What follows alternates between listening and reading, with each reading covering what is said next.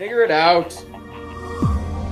Hello, this is Adam Koralik from Figured Out Productions. The following video is a video of some kind, and I hope you enjoy it.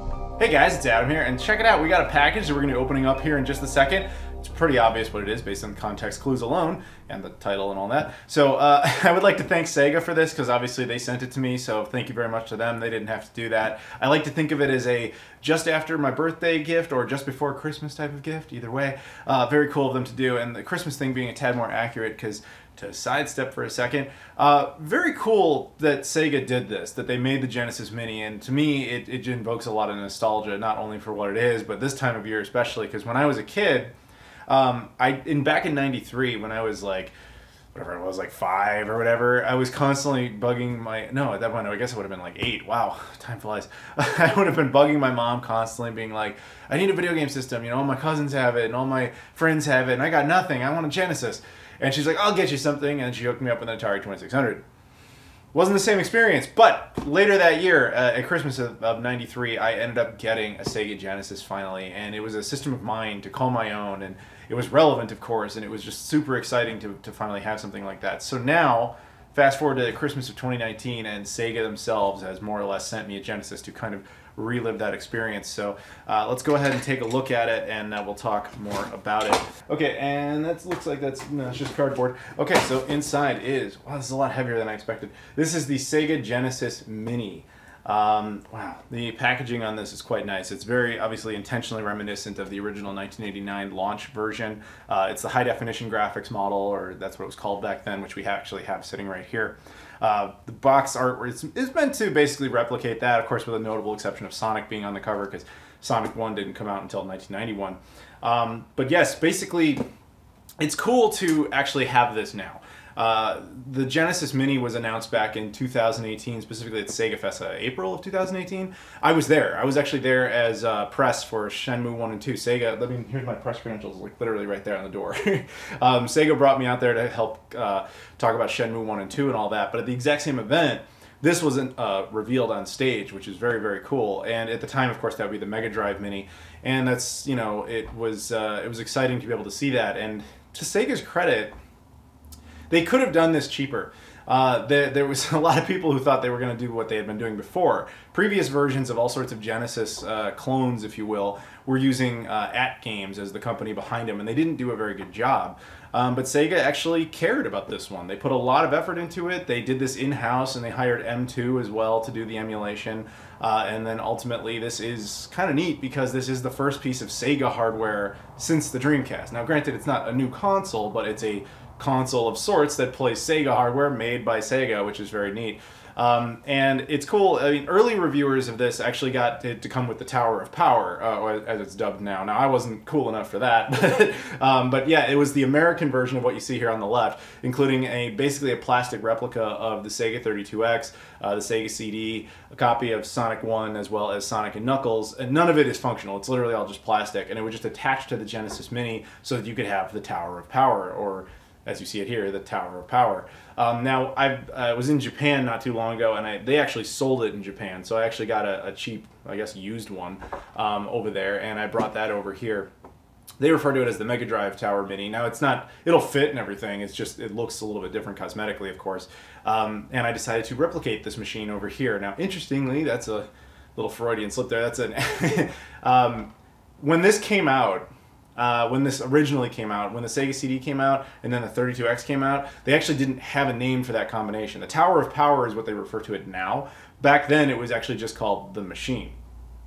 Terrible name, so Tower of Power is much, much better. There was actually only 6 games released for that combination in general, because they were never really meant to work together. They just could. I also think it's funny that they included Sonic 1 with Sonic and Knuckles, because Sonic 1 is notably not compatible with Sonic and Knuckles. It should have been Sonic 2.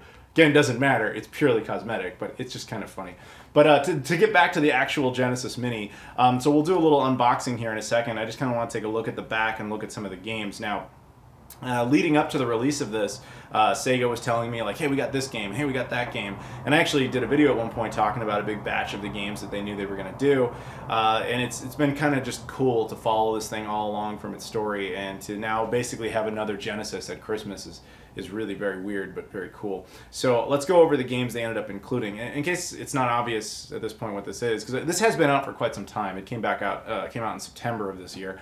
But for those who are new to it for any reason, basically it is a Sega Genesis clone console made by Sega themselves that contains an emulator that runs. This one has 42 different games on it. They present it as 40 games plus 2 additional. The North American version, the European version, and Australian version all contain exactly the same games, although some versions are slightly different based on the regional rules of the time. So like, for example, Contra Hardcore is slightly different in Europe because it had to have like robots in it instead of humans. The Japanese version of this, the Mega Drive, has a couple of different games on it that were more specific to the Japanese market. And then Hong Kong and other Asian variants were also different. But for the most part, it's the same basic thing. There's also a regional functionality in this. So some games, for example, if you can have this in the American mode, that's fine. But you can set it to the Japanese mode, and it switches things up. So, like, for example, if you're playing Streets of Rage and you switch it to the Japanese mode, you're now playing Bare Knuckle, which was the Japanese version of the game. In some instances, that can have very specific changes. Sometimes it's just a title screen. But let's go over the games that are on here. We have, first and foremost, Alex Kidd, specifically, in the Enchanted Castle. We have Alicia Dragoon, I think that's what that is. Altered Beast, Beyond Oasis, Castlevania Bloodlines, Columns, Comic Zone, Contra Hardcore, Dynamite Headdy, Earthworm Jim, Eternal Champions, Ghouls and Ghosts, Golden Axe, Gunstar Heroes, Kid Chameleon, Landstalker, Light Crusader, Mega Man and the Wily Wars, which is a significant one, Monster World 4, I think, Phantasy Star 4, Dr. Robotnik's Mean Bean Machine, Road Rash 2, Shining Force, Shinobi 3, Sonic Spinball, Sonic 1, Sonic 2, Space Harrier 2, Street Fighter 2, Special Championship Edition, Streets of Rage 2, that's the one I was talking about before. I said Streets of Rage 1, but I meant 2. Strider, Super Fantasy Zone, sorry. Thunder Force 3, Toe Jam and Earl, Vector Man, Virtua Fighter 2, Wonder Boy in Monster World, and World of Illusion starring Mickey Mouse and Donald Duck.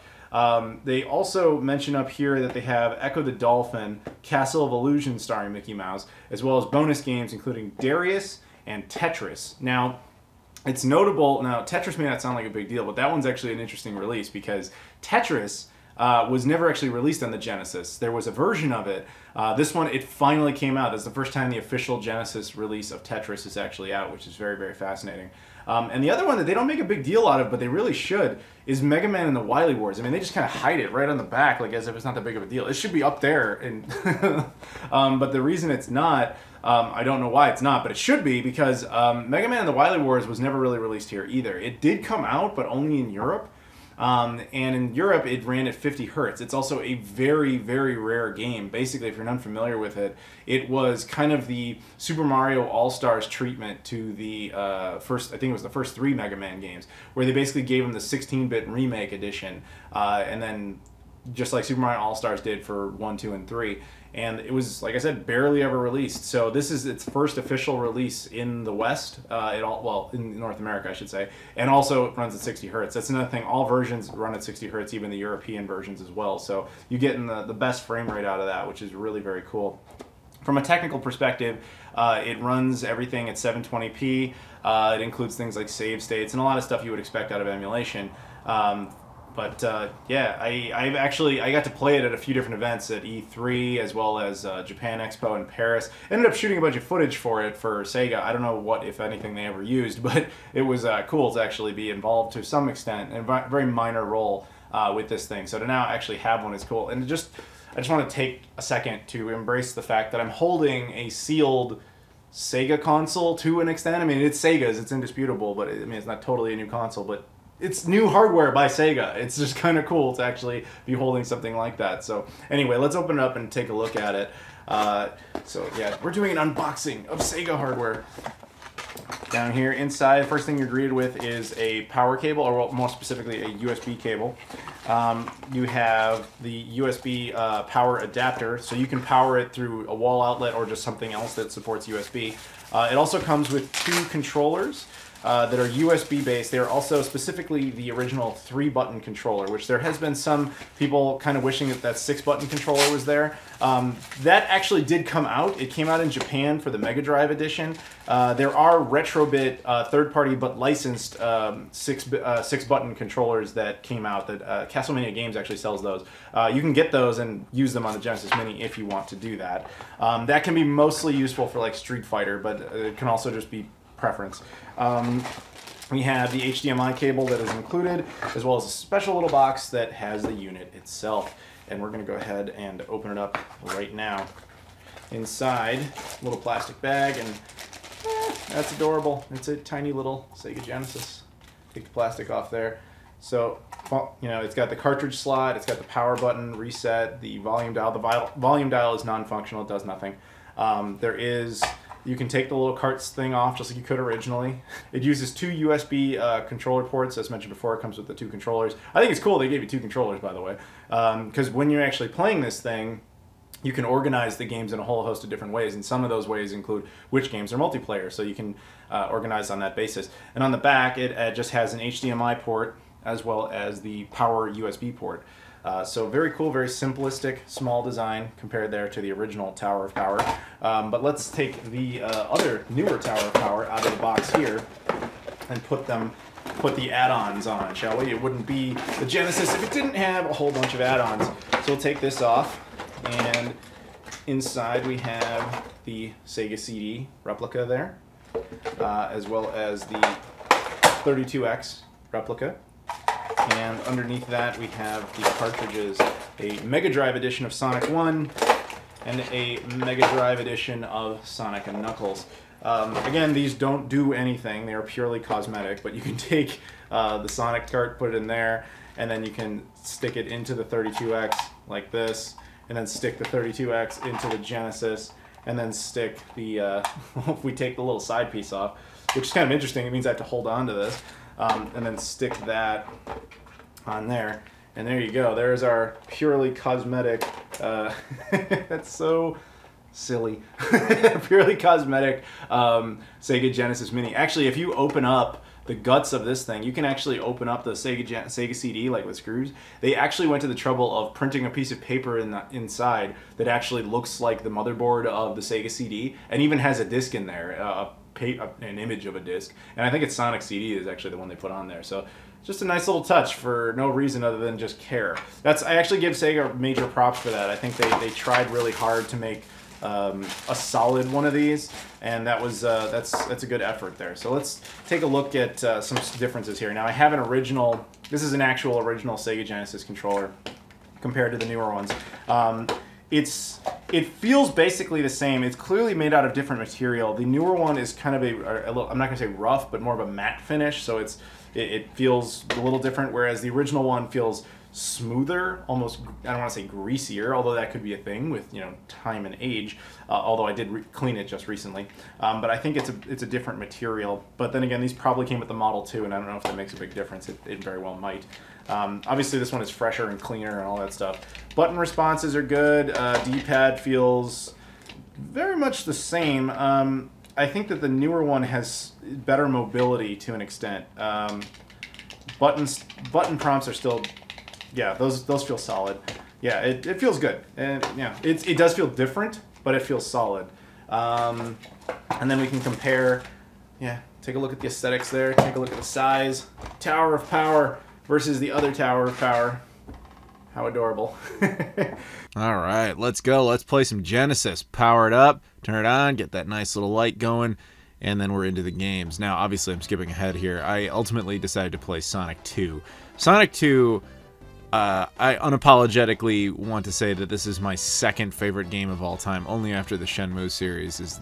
I consider them one game. But this is all just, this is my favorite. Even as a kid, like I went ahead and I memorized the supersonic code, which is what you just saw me doing part of. Like I can still do that from memory, like immediately. Like it's no problem. As long as I can hear it, then I can still do it. So this is basically me just kind of activating supersonic before we go ahead and play. Basically, we're going to play Emerald Hill Zones 1 and 2 real quick, just so I can, you know, I mean, not that I couldn't play these games on real hardware, but testing them out on this, I'm going to know if this is quality or not, because this is a game I've played a billion times. The ring noise, when you get those, usually that's wrong on most emulated platforms, but here it sounds pretty good. So that was awesome. You know, I didn't notice any sort of latency issues or anything like that. Controller seemed fine. I will admit, something about the D-pad at the menu sometimes would go down more than I had intended it to. Like if I was clicking down, it would sometimes jump down twice. There might be something to that. But aside from that, I didn't notice any sort of issues with any of the controllers. Now, I showed you guys some footage of stuff before that I didn't actually comment on at the time.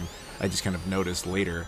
For example, you guys probably saw that little clip where I had the Mega Drive Sonic cartridge. Actually, funny, does not fit into the Genesis, which is hilarious because that's actually accurate. Like they wouldn't have fit originally. The Sonic and Knuckles cart though does make it fit, as does the 32X, but it's just kind of, it's accurate. It's just hilariously accurate, because you would think, why not go around that? But they didn't choose to, and I actually kind of appreciate that. And I also showed a clip of it. You can adjust the backgrounds on this thing, so you can see on mine, you had the black screen option, you have this, like, you know, cubes type of option, or you have the one I'm actually using here, which is that cool thing with Sonic there. Normally I would actually go for the black backgrounds to make it more authentic, but I don't know, I was just kind of feeling it with this Sonic one. I thought that was pretty good. So that's the way I left it there. And you can adjust the aspect ratio and stuff like that. I'd rather have it be in the original aspect ratio, just because 16:9 stretched is just ugly. It had something called CRT mode, but you know, that's obviously for people who are very pure into the CRTs. I admit I am not, but it's there, it's a thing. The other thing that's a little odd about this thing I noticed when I was using it, when you turn it off, there's actually a screen that says like shutting down, and then the power takes a moment to shut down. That is actually not at all like the original. The original would of course shut down immediately. Not that that's like a big deal, it's just kind of interesting that it does that. I am not entirely certain as to why that is. And I know I mentioned before that you can do save states. I think you're limited to 4 save states at any given game. I couldn't find a way to trigger that within a game using the controller, and I'm assuming there isn't one. In order to trigger it, you actually hit the reset button on the console, and that prompts a menu that gives you several options, including exiting or the save states, and I think you can, from there you can go ahead and change the languages and stuff. Like I said, changing the languages is cool because you actually get an entirely different dashboard full of different box art and things like that. And look, I just totally crushed Robotnik. So yeah, again, I want to thank Sega for sending this my way. That was cool of them to do. It's so original, it even has the original bug. See, I created Supersonic again, only to not actually be able to use it. So that's cool. So thank you very much for watching. If you guys could please like, comment, subscribe, I'd appreciate it. Go out and get one if you like it, and I'll see you all later.